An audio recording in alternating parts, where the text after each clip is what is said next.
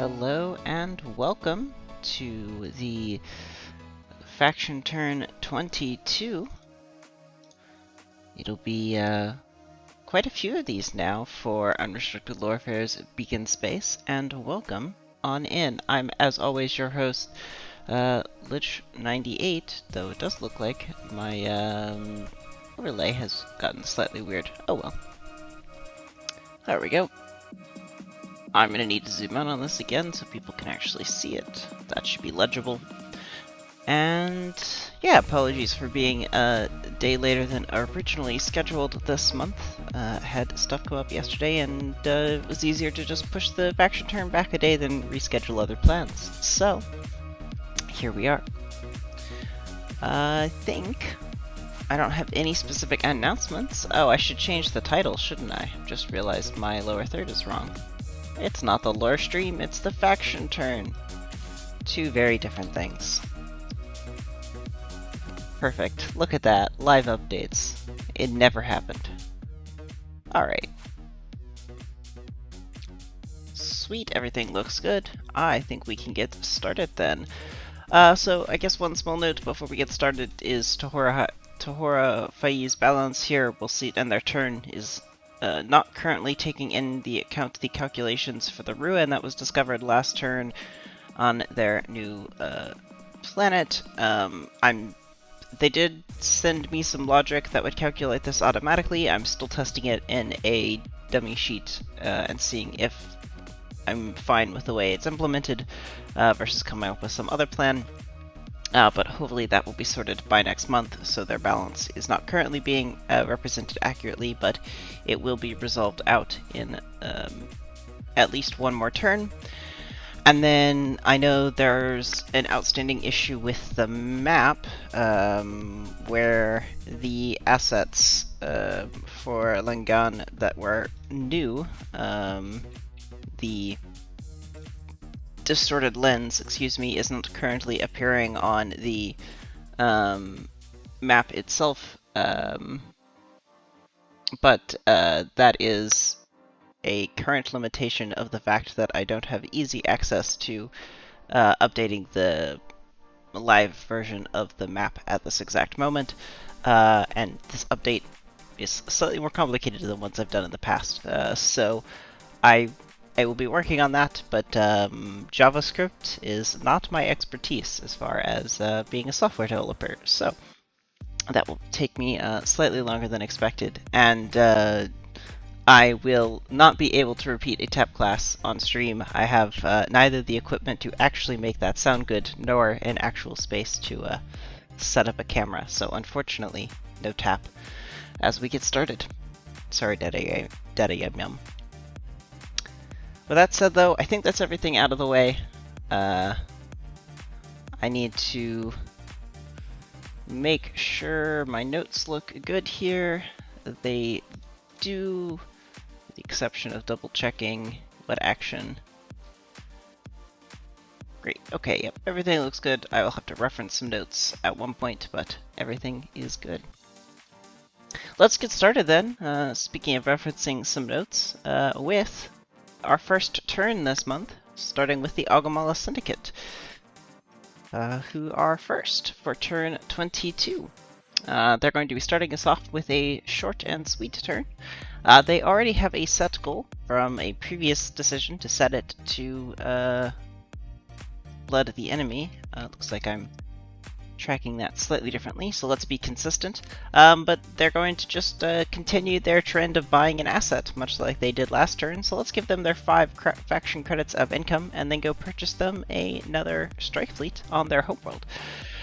So, Agumala Syndicate's income of 5 will take them up to a balance of 50. They're going to then spend 12 of that to purchase an asset, so let's go ahead and subtract this now, taking them down to 38. Moving on over here, we can go find the Agumala Syndicate. Let's clear the effect of their previous strike fleet purchase and add another, which I suppose I could have done without much fanfare, but let's do it properly.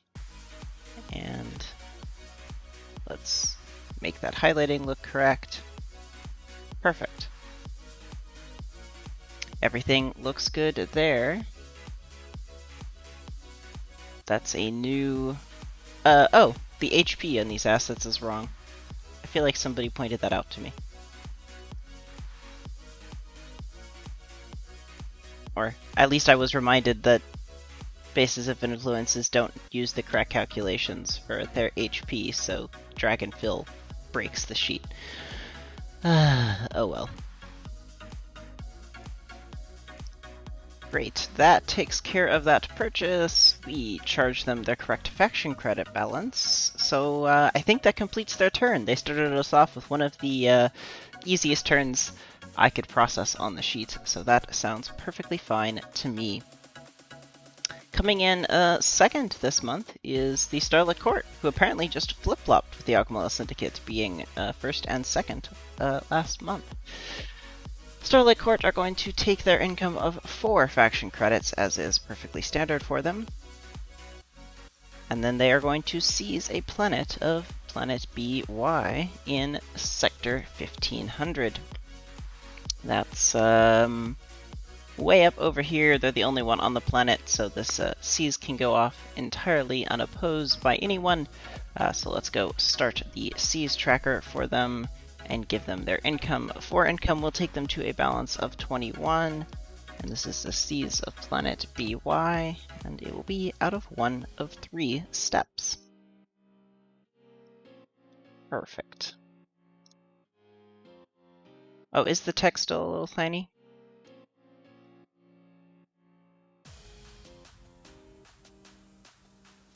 Maybe that's better?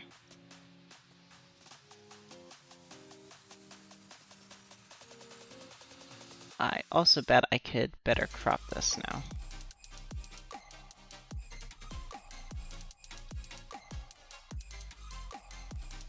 That may also help. Oh. Okay, well, 150 works better for my zoom level. So I'm going to return to that then. But yes, it was a tiny turn. That's alright. There are several factions this turn that have relatively short request because, well, it just seems to be the time where everybody is like, oh, we have money to spend, and so amazingly, people buy a bunch of assets or seize planets.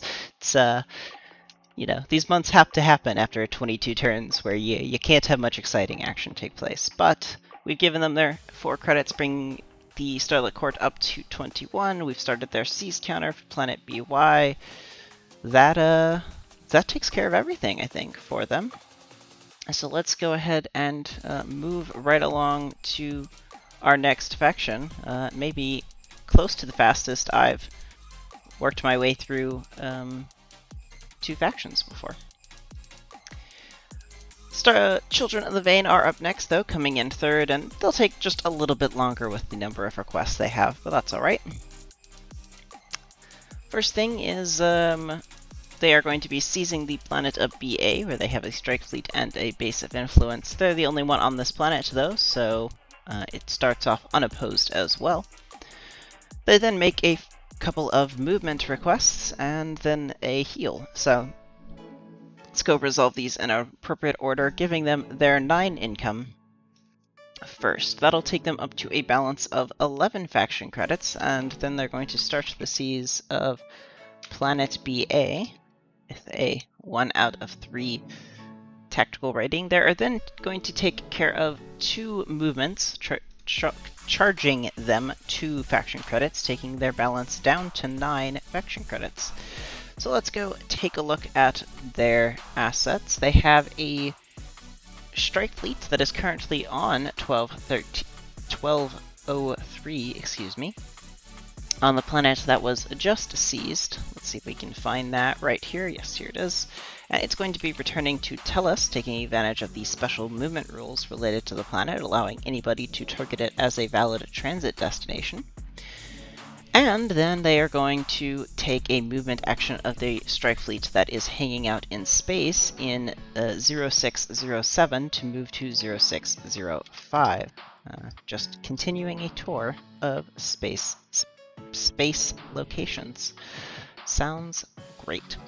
Wrapping things up, they have a bank that is currently located on Tellus that is getting healed by 1 HP if applicable, and I believe it is. So that will take its HP up to 5 out of 8. That wraps up the Children of the Veins turn. No goal, so no experience gained. And we can move right along to our next faction, which is the Assembled Commonwealth, who are 4th this turn.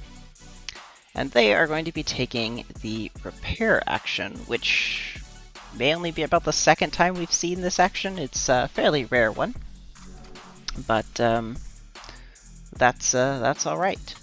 Let's get started though by giving them their income, and then we'll move through the things that they have chosen to do. So the Assembled Commonwealth have gained 6 faction credits, taking them up to a balance of 22.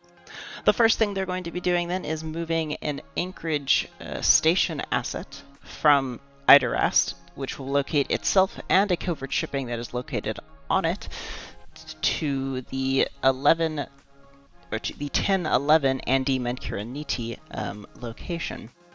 So I am going to pull up the asset details for the Anchorage station just so we can go over the calculation for its movement costs, because it's a relatively unique calculation, and it's the first time we're moving it on stream, so just want to cover up all the math and double check what I did off screen to prepare, as well as what I'm doing now, and the math that Assembled Commonwealth has done previously. I'm sure it's all correct, but this way anyone who hasn't been trying to figure out how their asset works as well can start to get an idea of how this asset works. So it can, right here in this top line, we can see that it cost 1 faction credit plus the ceiling, or just the integer maximum, of the number of land-based assets on the Anchorage station divided by 2 faction credits. As it is taking 1 additional asset with it, that means it costs 2 faction credits to move up to 2 hexes away.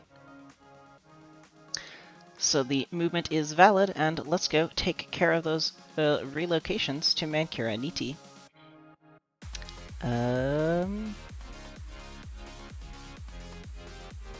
Asset tracker. Assembled Commonwealth no longer has purchase sickness on this, and it's moving to Menkuraniti, as well as the covert shipping asset of theirs. They already have one. So this was currently on Idarast, so that would be this one. Okay. Great.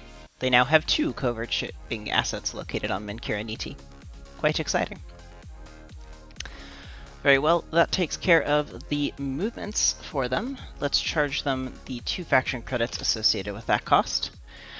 They are then going to undertake a series of repair actions to repair a few assets. So first off, there is a pre-tech infantry asset currently located on Idarast at 13 out of 16 HP, and it is going to be healed, or repaired, however it gets described. So this will be able to heal an asset up to the value of the maximum stat, if I'm recalling correctly. It's a +6 for the Assembled Commonwealth. So that will take up to a full HP healing of 16 out of 16 HP for the cost of 1 faction credit. Then there's going to be a repair of the commodities broker on Menkuraniti. I'm assuming that was the one that was not just moved, so let's quickly scan. Here it is. So that's going to take this up to a full HP as well for another faction credit cost. And then finally, they're going to be moving a they're going to be moving a commodities broker using the covert shipping that is on Menkuraniti to move the commodities broker back to Idarast. So commodities broker on Menkuraniti, it looks like there are 3. They didn't specify, they just said a commodities broker. And technically, given the associated discounts, I believe they are uniquely identifiable in some way. So that I'm not the one making the decision, let's go roll a d3. 2. Okay, we're moving this one. Great. they've moved a single commodities broker back to Idarast. That takes care of some movements and repairs, 3 faction credit cost in total, taking them down to a balance of 17 credits after those actions were complete. Finally, they have one last request to take care of some chart revision and try to modify the tech level on Coritas. It is a planet of theirs in the 1213 system. Right down here. It's currently TL3. Their goal is to make it to TL4. This is a DC 11 roll, and they have a +4. So let's go roll a D10 +4 and see if they can roll at least an 11 or better. A 9 will not succeed, so that will be a unfortunate failure on increasing the tech level of this planet, but it was a nice try. Let's go make a note for that roll. Result: 9, failure. Alright. Up next is the Tohoraphae, who, as I mentioned, has their income listed wrong on the faction tracker. It is currently 7 due to the effects of the planet they most recently seized last turn. So, let's get started then. Let's give them their 7 faction credits so that I don't forget. And then let's move on to their full turn. They are 5th this faction turn. They are. And they are going to be expanding influence. So we've already given them their 7 faction credits, but let's get started by having them go build a base of influence, on planet CH, which, if I recall correctly, is way over here as a TL4 plus planet in the 0009 system. So that will cost them 1 faction credit for their base of influence. Let's go record that for them and negate these purchased actions. So, Tohoraphae, a base of influence.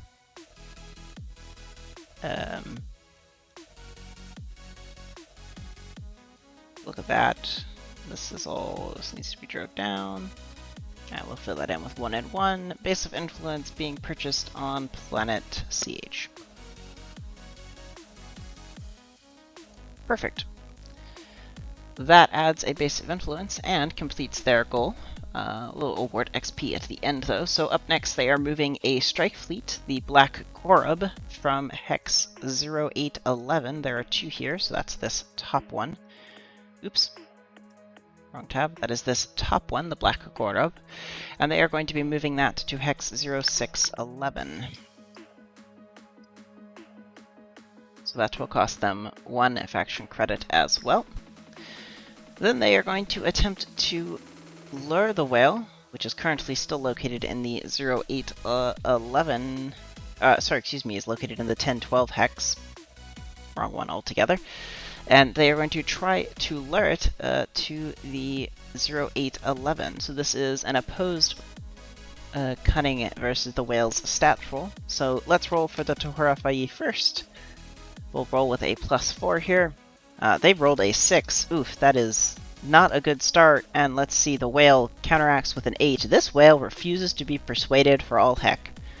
Can't get revealed. Can't be persuaded. Only set a fight once. It's pretty interesting. Oh well. Yeah.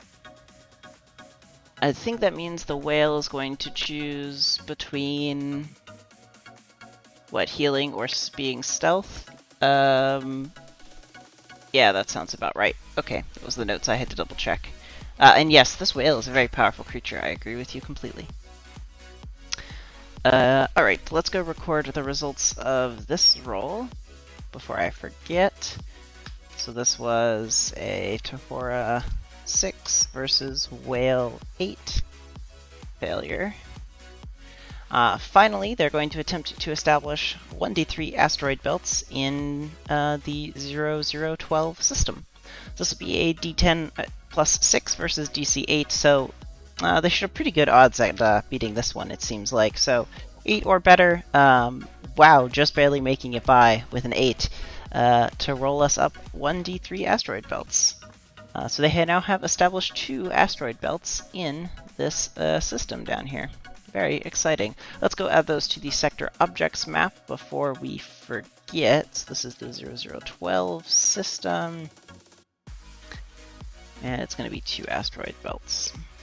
I will just be giving them Beltway 1 and Beltway 2 names for the moment, and they can update me with ones that they would like.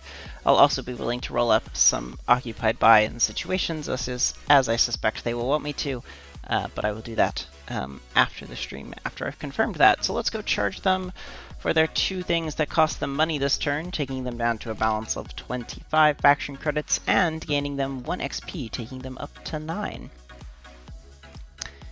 Pretty exciting. Concord of Mutual Disdain is up next, who are going to continue the trend now of expanding influence. But before we do that, let's give them their income of 6 faction credits, bringing them up to a balance of 17 as they take over the 6th spot in this faction turn.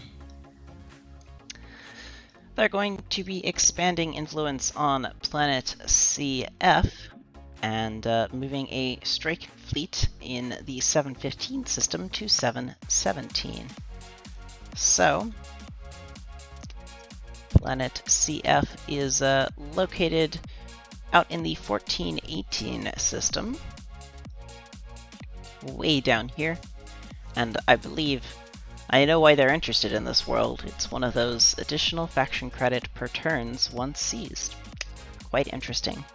But a influence expansion is easy for them to achieve, so let's clear their purchase sickness of their asset they acquired last turn, and we can give them a new base of influence.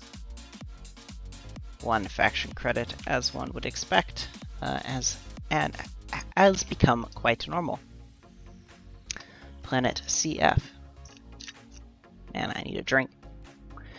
That takes care of that. Then the strike fleet in the 715 system, currently on the planet of Kuzimi, is going to move to 1717.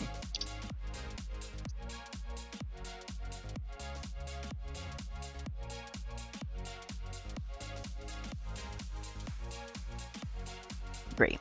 That's movements taken care of. 1 faction credit for each of those actions means the Concord and Mutual Disdain find themselves with a remaining balance of 15 faction credits and 12 experience. Quite exciting. Up next is the faction of Ascent, who like to go quite fast, and after being pretty high up in the turn order last turn, find themselves in spot 7 for this faction turn. So, oh, that's right. Actually, they were even slower last faction turn. They had a fast turn here recently. Okay, it was 2 turns ago. Well, they're either fast or slow. Apparently, they have no middle ground in most of their achievements for faction turn order. That said, though, they are going to be starting with an exploration, our first one for this faction turn. They're going to be exploring in a few different locations, but first they do have a movement to take care of, including a smuggler's asset that is going to take place to move itself from the 1117 hex to a point of interest at 1018. Let's get started there. Smugglers currently here is moving, as just was stated, to 1018's point of interest. This costs 2 faction credits.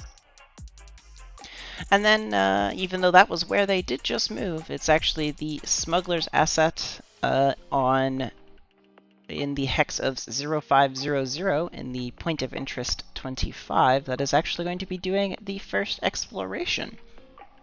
So 0500 is pretty far up here, It is 2 hexes away from the nearest explored planet, giving it a difficulty of 12 to achieve.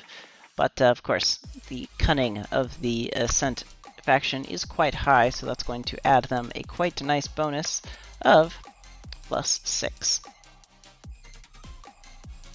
So let's roll this up as a d10 plus 6, trying to beat DC 12.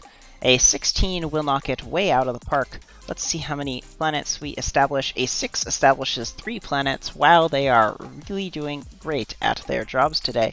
Let's go through these planets one by one, and then I'll show off the results on stream so that people can follow along. The first planet here, as I get ready to transfer it over, is a pretty interesting one. Alright, so this is planet...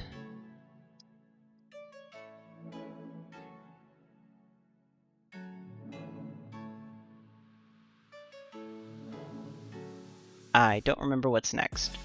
ABC. I think it's planet JCL. That's what it looks like. We're going with it. So planet CL is up next. It has a mechanics tag of starship assets, cost 1 less, and it has hundreds of millions of people living in a TL2 society. An interesting combination for being easily able to build starships. There is only an invasive atmosphere present here in this cold world with at least a microbial biosphere. It does have 2 tags of a preceptor archive, so some ancient thing is here, as well as a tag of secret masters. Well, maybe this entirely explains everything related to the starship building facilities.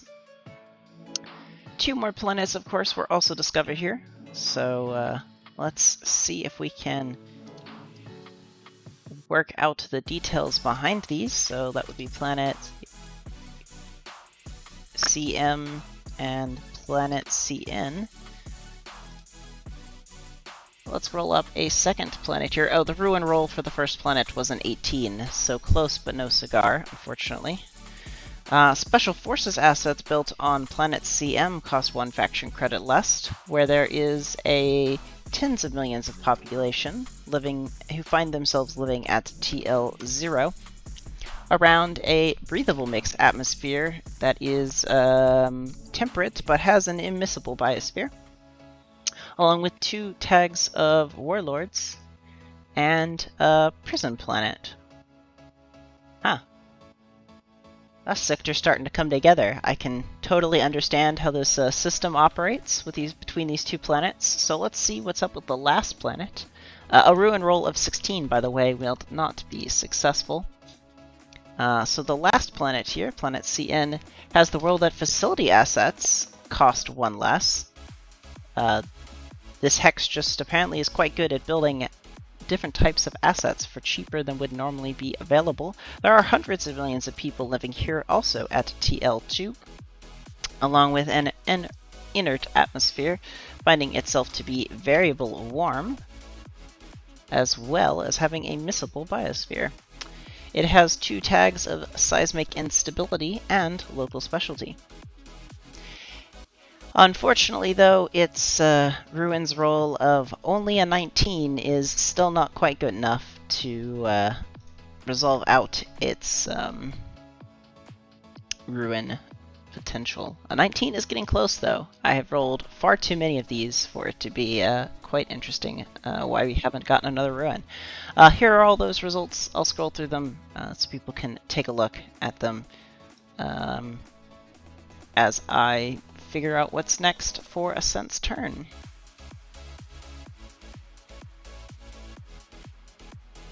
That resolves out their exploration goal. So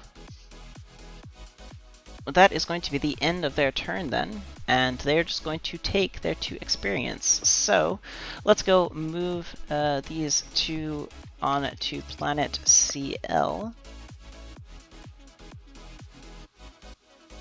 That was what was discovered first, and then let's go charge Ascent an appropriate balance here. So they gained 6 faction credits, which I don't believe we have added yet. Somebody in the chat can correct me if I am wrong. So they will only gain 4, bringing them up to a balance of 65 credits. And having an XP gain of +2 takes them up to 14. That will wrap up Ascent's turn, and we'll get to move right along to the Larkspur Combine, who find themselves 8th this faction turn. They're going to be continuing their inside enemy territory jaunts as they gain 6 faction credits and get to roll some post-tech industry for credit gain. Let's go figure out how many credits they're going to gain from their post-tech industry before we go give them their money. So, post-tech industries are going to be rolling a d6, and depending on the result, we'll either gain or lose credits. So we have 4 of these to resolve out, so let's see what happens when we roll 4 d6.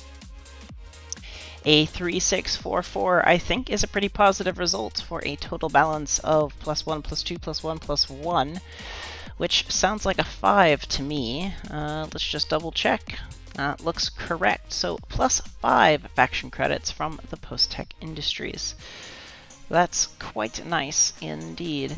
That will give them a total balance of +11 for this turn, taking their balance up to 29. They are then going to be spending 4 of that to move some strike fleets around, so let's take them down to a balance of 25 before we move along. Now that we've done that, let's go move their assets to the appropriate locations. So they are moving a strike fleet, 2 strike fleets that are currently on Idarast to Mancuraniti. That would be the 2 of these. The strike fleet on Mancuraniti is returning to Idarast, and the strike fleet that currently finds itself on Heliocytus is moving its way over to Icaros. All of those resolve out the new inside enemy territory goal, gaining them +2 experience, taking them up to 12. And the row has done the thing again where it changes the text color to white. I do not know why that happens. With that said, we can move on to our last faction or last player-controlled faction. The White Whale, of course, does resolve last. So the Amelhart Institute will wrap things up, being 9th this faction turn. There they are. They are also going to explore in the 0 to 15 system with their commodities broker. Let's go give them their 6 faction credits of income, taking them up to a balance of 60 faction credits, not 650, excuse me. The 0 to 15 sector is quite a ways away from things we've seen for previous point of interest exploration this turn, but is nearby to several explored planets, so a difficulty 10 roll is all that's needed here. A d10 plus the Amelhart Commonwealth's wealth score of a 6 for the commodities broker will give them a +6 on this roll. A 12 easily is a success for them, discovering some number of planets. Let's find out. A 1 is only going to be 1 planet discovered here. Hopefully, it's pretty good. Let's go ahead and move it on over so that I can transfer it into the spreadsheet. So this was in the 0 to 15 system. This is going to become planet CO. Planet CO, that is. Wealth assets here cost 1 less to build, so a lot of costing less this exploration round. Tens of millions of people live here at TL4, where there is an invasive atmosphere that finds itself with a temperate temperature and a missable biosphere, along with 2 tags of robots and xenophobes. Quite an interesting result for this exploration. A ruin roll of 17 rolls us a bunch of high numbers, but unfortunately none of them were a 20, so no ruin discovered this turn. Quite unfortunate. That said, let's resolve out where this commodities broker for the Amelhart Institute is hanging out. We should clear this as well. This commodities broker, one of these is now in the wrong spot. Here it is, 0215, planet CO, all fixed up. Let's give them their required and earned experience points. So the Institute finds itself up at 7 experience. Which of course immediately disappears for reasons I'm not yet aware of. Right. I believe that means that last is just the white whale. It was undisturbed this turn, so it is going to choose between gaining the stealth property, which I believe it currently has, or healing by rolling a d10. Let's just double check that it does currently have stealth, because I think that is a key thing it has. Yes, it does. Of course, it's 10th. Let's see what that d10 roll gets us. So, evens give us a heal action, odds give us a stealth, and 8 is the result. That is an even action, therefore it will be healing.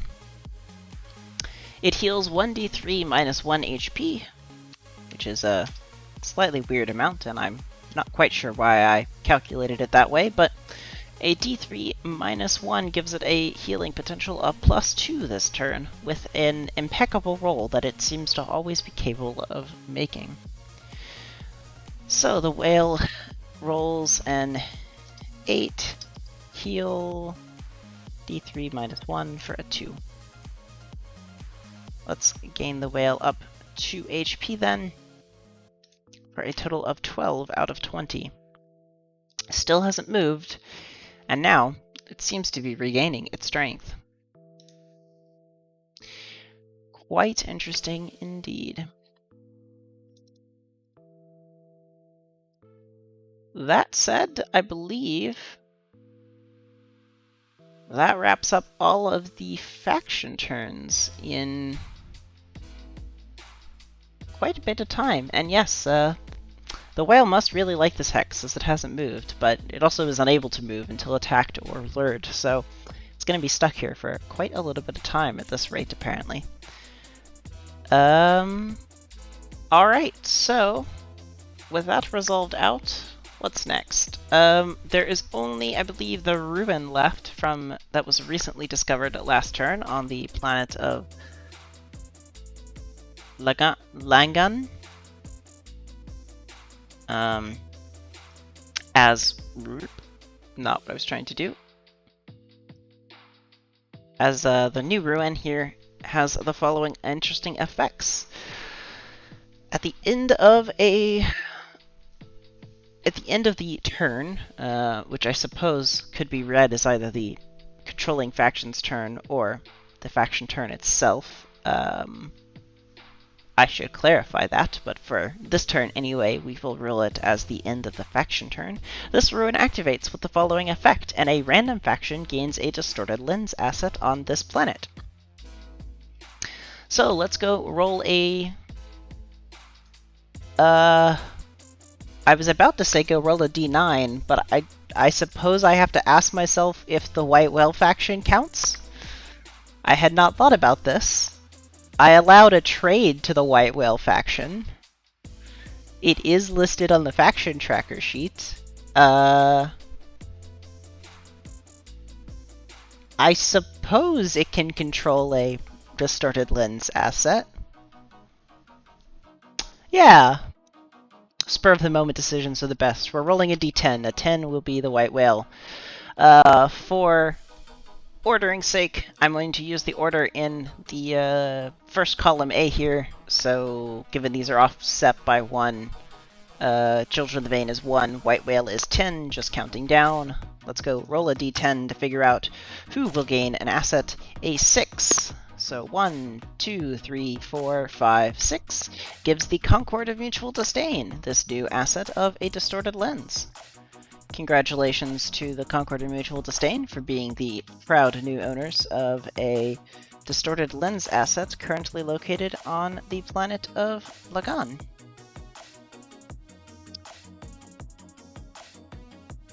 In the 0408 sector. It does have purchase sickness, however, for a turn. Very nice. That will increase the faction credit gain of the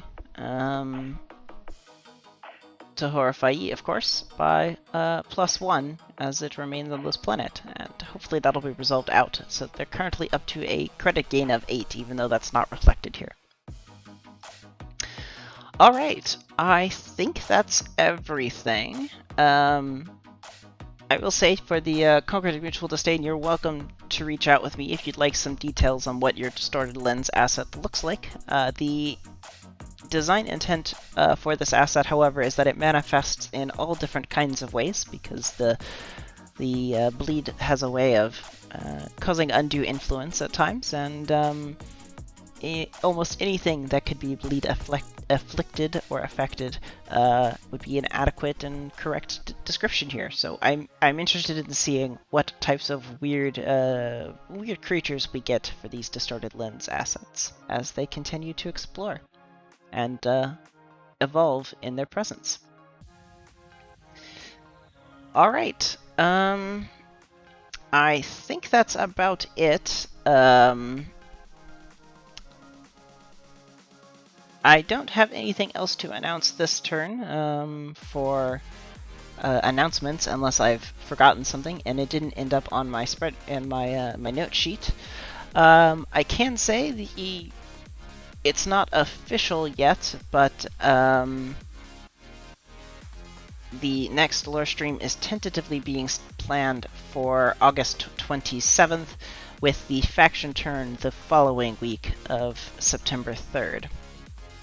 So hopefully those dates can help get some people's plans in motion for thinking things through. And then, as well as that, it is worth noting that given the delay of the faction turn by 1 day, the faction swaps will also occur the correct 48 hours after or 2 days-ish after the stream. So rather than changing at 11:59 p.m. Tomorrow evening, they will change on Tuesday evening at 11:59 p.m. Eastern Standard Time. Or Eastern Time, whichever it is right now. Daylight, whatever it is. East Coast of the United States. So that'll be when those will process. Alright, I think that wraps everything up here. So I will leave you all with some cool tunes for a little bit as we fade on out here. I know there's probably a few updates to the spreadsheet so that the map works correctly-ish, so that at least it will load with these correct references to space hexes. Again, progress for getting the map to correctly load the new anchorage asset and the distorted lenses is in progress. So hopefully I'll be able to have an update on that either in text in Discord over the next month or next faction turn stream. Great though. Thanks everyone for joining me for faction turn 22. As always, I've been Xavier, the GM for Beacon Space's faction turn here on Unrestricted Warfare. Thanks for joining us, and I will see you in, about 3 weeks for the lore stream. And I'll have updated dates for faction wraps in the channel sometime within the next 24 to 48 hours. So thanks everyone for tuning in. I'll leave you with some music, and I will see you when I see you next. Have a great one.